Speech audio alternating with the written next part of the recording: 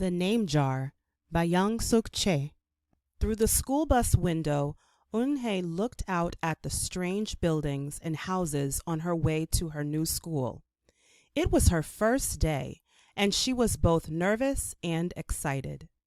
She fingered the little block of wood in her pocket and remembered leaving her grandmother at the airport in Korea. Her grandmother had wiped away Eun-hye's tears and handed her an ink pad and a small red satin pouch. "Your name is inside," she had said. "My name?" Eun-hye had wondered. Again, she took out the red pouch to look at the wooden block with her name carved in it. As she ran her fingers along the grooves and ridges of the Korean characters, she pictured her grandmother's smile. "Is that thing for show and tell?" a boy asked Eun-hye, surprising her. Eun-hye looked up as more kids leaned over. "No, it's mine," Eun-hye answered, quickly putting the pouch back in her pocket. "Are you new here? What's your name?" a girl asked. "Eun-hye," said Eun-hye. "Eun-hye?" the girl asked, scrunching up her face. "Ooh, ooh, Eun-hye," some kids chanted. No, Eun-hye corrected. It's spelled U-N-H-E-I. It's pronounced Eun-hye. "Oh, it's you-hey," the boy said. "Like you, hey. What about hey you?" Just then, the bus pulled up to the school and the doors opened. Eun-hye hurried to get off. "You-hey, bye-bye," the kids yelled as she left. Eun-hye felt herself blush. Eun-hye stood in the doorway of her new and noisy classroom. She was relieved that the kids on the bus had gone to other rooms, but her face still felt red. "Aren't you going in?" asked a curly-haired boy with lots of dots on his face. "You're the new girl, right?" he asked cheerfully. Eun-hye nodded, and before she could walk away, the boy took her hand and pulled her through the door. "Here's the new girl," he announced so loudly that the teacher, Mr. Kokotos, almost dropped his glasses. Mr. Kokotos thanked him and greeted Eun-hye. "Please welcome our newest student," he said to the class.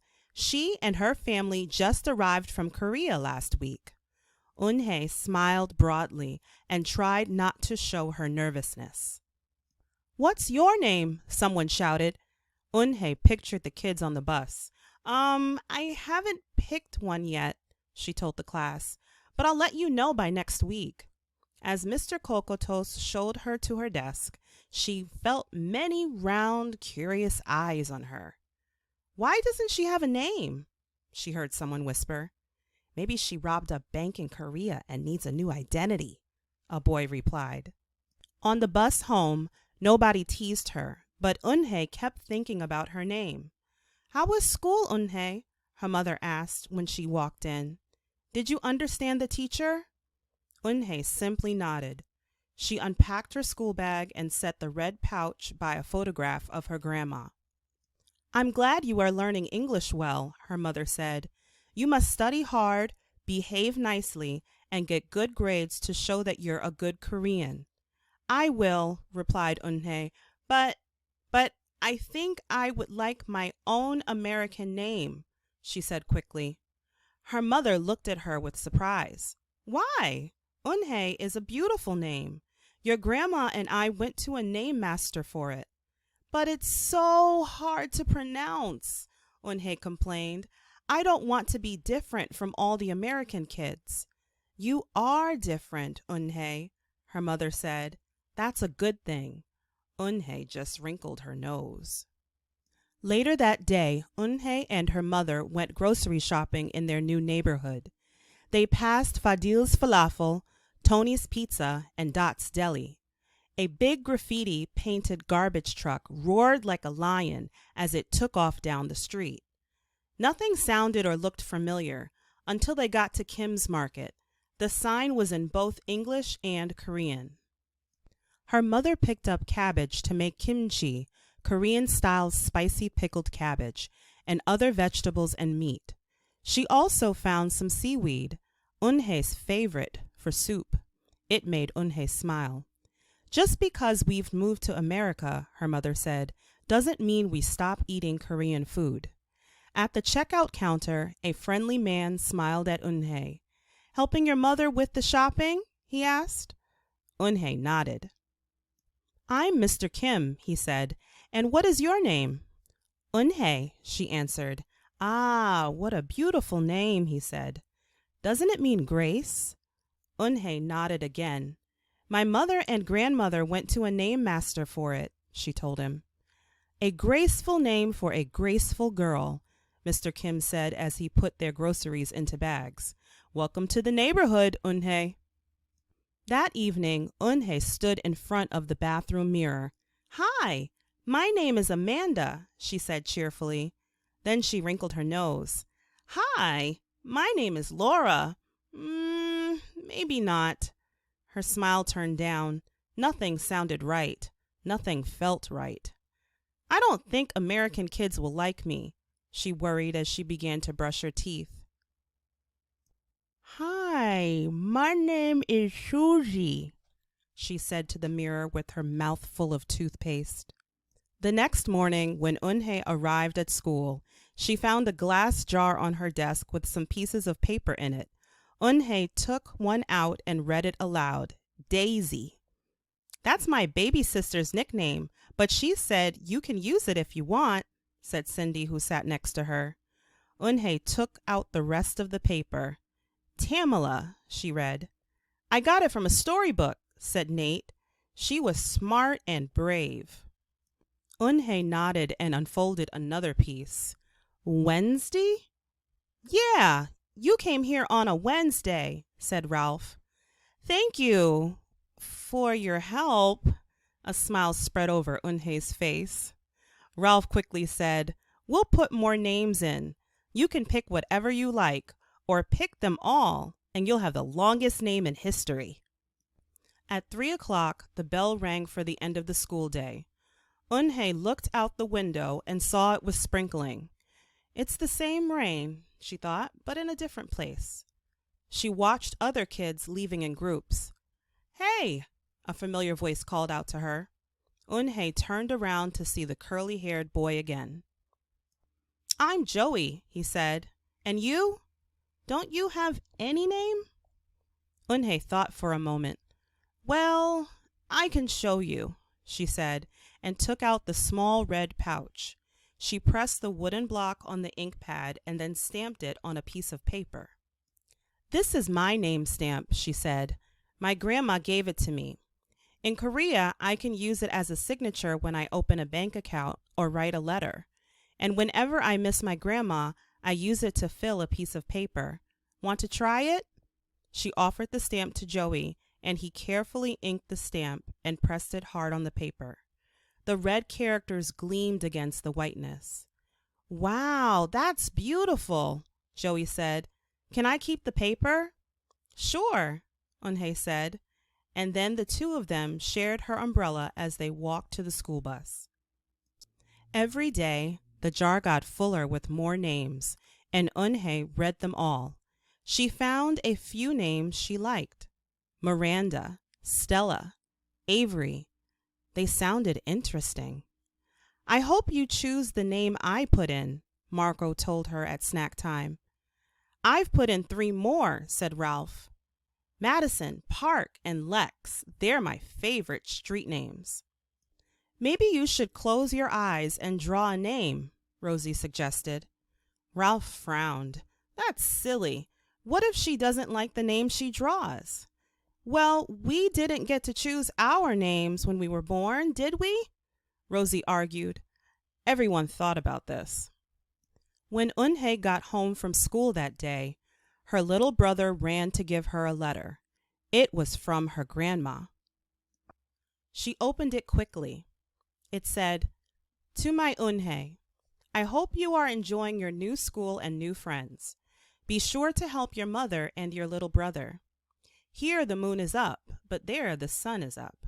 No matter how far apart we are and no matter how different America is from Korea, you'll always be my Unha. your grandma forever. Eunhae took out her wooden stamp and filled a paper with it. She thought for a long time in front of the bathroom mirror. On Sunday, Eunhae walked to Mr. Kim's store. Mr. Kim was helping a customer, but he looked up and greeted her. "Hi, Eunhae." "Hello, Mr. Kim," Eunhae replied. She felt as if she was back in her old neighborhood in Korea. "Hey," said the customer, turning around. It was Joey. "Your name is Eunhee?" he asked her with his eyes wide open. Eunhae looked quickly at Mr. Kim, then turned to Joey. She nodded slowly. "Yes, it's pronounced Eunhae, and it means grace," Mr. Kim added. "Eunhae," Joey said slowly, and this time perfectly. It made Eunhae smile. "I'll have it ready for you tomorrow," said Mr. Kim to Joey. "Thank you, Mr. Kim. See you Monday, Eunhae," Joey said to her. He left before she could ask him why he was at the store. On Monday, Eunhae came to class early to look at the names one last time, but the jar wasn't on her desk. Instead, there was a single piece of paper with a name on it. Eunhae slipped it in her pocket. "Where's your name jar?" Ralph asked as soon as he saw it was gone. "I don't know," Eunhae said. "It wasn't on Mr. Kokoto's desk or on any other desk, and it wasn't on the counters or any of the shelves." As other kids arrived, they helped look. Soon, Mr. Kokotos came in, and Ralph shouted at him, "The name jar is gone! The jar with all the names in it!" "Gone?" Mr. Kokotos replied. With a look of concern, he asked Eunhae, "Did you get a chance to read all the names?" Eunhae nodded. She took a breath. "I'm ready to introduce myself," she said. Eunhae wrote her name in both English and Korean on the chalkboard. "I like the beautiful names and funny names you thought of for me," she told the class. "But I realized that I liked my name best, so I chose it again. Korean names mean something. Eunhae means grace." "Grace! Grace, Eunhae!" shouted Ralph. Everyone tried to say it. "Eunhae! Eunhee! Eunhae!" Eunhae said her name again slowly and clearly. Soon the kids began to say it better, even Mr. Kokotos. They applauded Eunhae's choice. "I was named after a flower," Rosie whispered to Eunhae. "Lots of American names have meanings too," Mr. Kokotos reminded everyone. When the class was dismissed, Eunhae heard her new friends say goodbye. "Bye, Eunhae. See you tomorrow. Goodbye, Eunhae."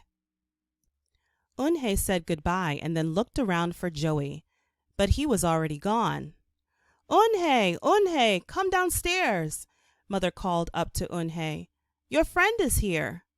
Eunhae rushed down to see who she meant. There stood Joey, and in his arms was the name jar. "Where did you find it?" asked Eunhae breathlessly. Joey looked embarrassed. Well, I took it, but only because I wanted you to keep your own name, and you did." He reached in and pulled out the names. "Do you want to keep them?" he asked. "Thank you. I'll keep them as a souvenir," Eunhae said happily. Then she pulled out the piece of paper from her pocket. "Do you want this back?" Joey grinned. "You can keep it. I'll return the name jar to the class. Maybe you could put some Korean nicknames in it for us. Names with good meanings." "I could do that," agreed Eunhae. "I've already got a Korean nickname," Joey said. "Mr. Kim helped me choose it." Carefully, he pulled a small silver felt pouch from his pocket. Then he took out a dark wooden stamp with beautiful Korean characters carved sharply into it.